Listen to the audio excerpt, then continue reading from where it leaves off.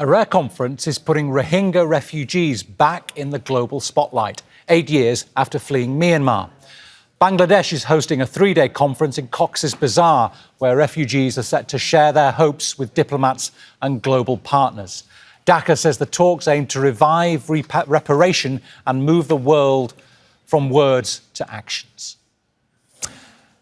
Tony Cheng joins us now live from Cox's Bazar in Bangladesh. Tony, what's on the agenda today?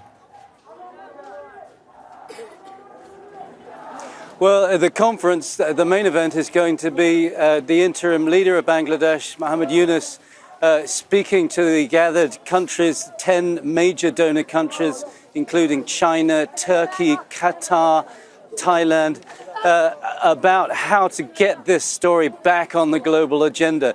He feels it's slipped away and the situation here in the camp is getting increasingly perilous.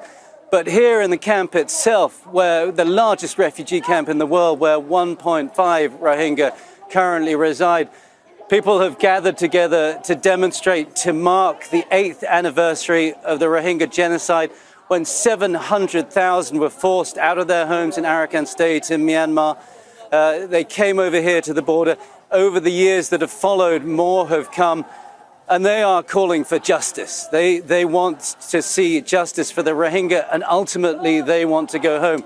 There is a sort of awareness that this conference is going on, but there is still a growing frustration here that the Rohingya, who many people call the most persecuted minority in the world, 90% of whom have been forced out of their homes to different places around the world, many of them here on the Bangladeshi border, that there is no justice for them and they are forced to live in really, frankly, very trying conditions.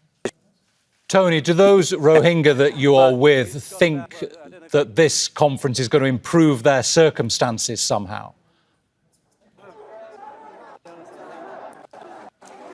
Well, frankly, there isn't a huge amount of awareness of what's going on about an hour up the road at that conference centre. But I think people are hopeful in the way that desperate people are hopeful. This is the only chance they have at this stage.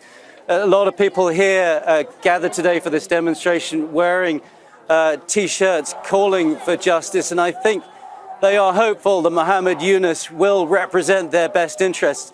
One of the things that's interesting about this conference is there have been attempts to speak directly to Rohingya leadership, and the people who are here in the camps are going to be going to the conference over the next couple of days to speak directly to those donor countries and the UN agencies.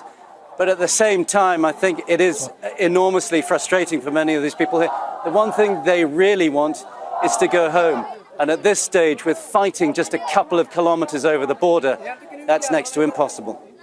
All right, Tony Cheng in Bangladesh, thank you very much. Don't miss out. Get the full picture. Subscribe to Al Jazeera for reliable news, expert insight. Like, share, stay ahead.